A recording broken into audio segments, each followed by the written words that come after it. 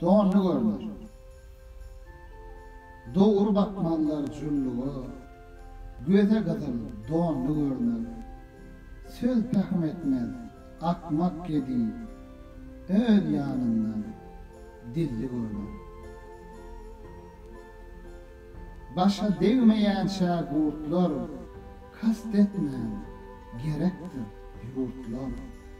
Yağda tanadar mertler, il içinde mallı görünür.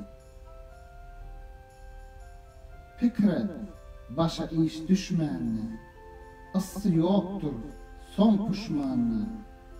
At meydanına, er düşmanına, toyda tirme, şallı görünür.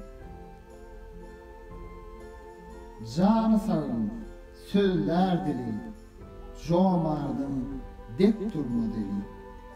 Her kişinin öz akıllı, özüne kemalli görünür.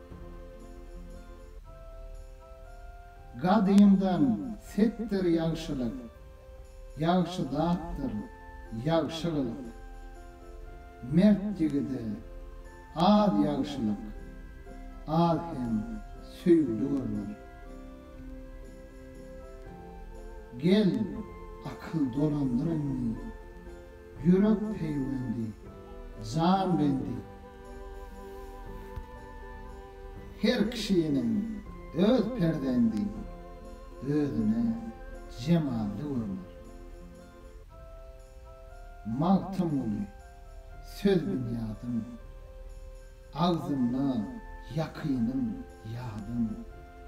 Hüner yok, söz bilen adım, halk içine belli görünür.